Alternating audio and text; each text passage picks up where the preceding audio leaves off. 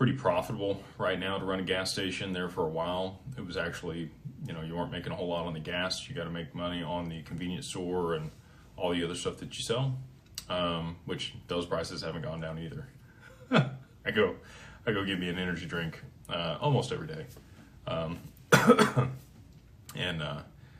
those aren't coming down, and everything else seems to be going up too. So I know people are hurting out there.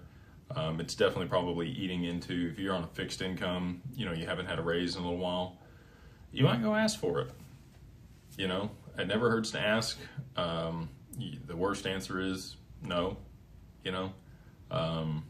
We're doing our quarterly reviews for our employees, passed out a couple raises for those that are doing really good work. I believe in that. You want to continue to incentivize people and continue to help them along in their career, and the ones that are putting forth a lot of effort, they should be rewarded for that.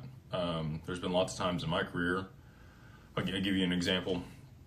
So when I was working at Fastenal years ago, I was doing pretty well, was growing my accounts. I thought, doing a good job, and I'm putting in a lot of extra effort, extra hours, working on the weekends, trying to do other stuff.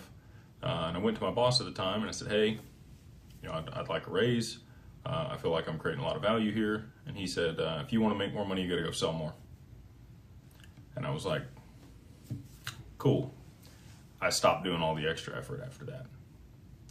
So, just things like that. I don't know where you work. There's all kinds of people watching this, and we'll watch it later on. But the world's not the way it used to be.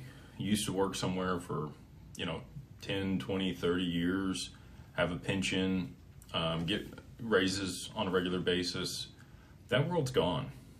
And if you are an A player, or even a B player, and you're doing really good work and you're creating a lot of value for an organization, you should be compensated well. And if they tell you no, or for whatever reason can't, most people, Cody Sanchez talks about this.